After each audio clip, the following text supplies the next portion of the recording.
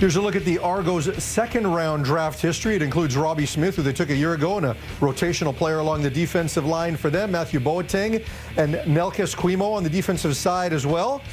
Last 3 years have worked out fairly well for this team in the second round. And with their third pick in this draft, their first pick of the second round, 11th overall, the Argos select linebacker Jack Cassar from Carleton University. Dwayne? Yeah, and this is a young man like Dijon Brissett. The Argos' first pick in this draft is a local guy from nearby Mississauga, Ontario, Lorne Park Secondary School. And listen, he is a physical presence. This is a guy who, when he arrived at Carleton 4 years ago, was already a man. His teammates nicknamed him Hercules, a guy who works hard in the weight room, works equally hard on the field. He's not just a hitter, a hard hitter, but a very good tackler. Stands about 6'3", 230, 235 pounds. Could probably play a little bit lighter in the Canadian Football League. But this is a young man who projects to, over time, become a starting linebacker in this league. But right away, he's a contributor on special teams. Again, physically, he's going to be ready to contribute for the Toronto Argonauts and help them out in 2020.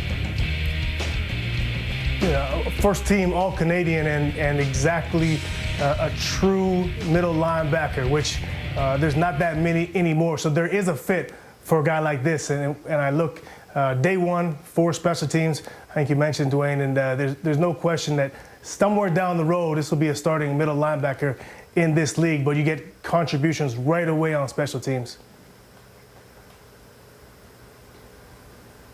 You know, we've talked about going into this draft how there might not be as many pro-ready players as there are in some drafts, and they're going to be guys that are going to meet development. But look at the three players the Toronto Argonauts have taken thus far in this draft. These are all guys that are going to be able to contribute right away. As Dwayne says, you know, a guy who, when he showed up as a freshman at Carleton, was already a man. That's going to translate as he moves out of college into the pros, and they're going to get contributions from him on special teams as he works his way eventually to being a CFL linebacker. And I got to do a little shout out for my alma mater for the first Carleton guy off the board today.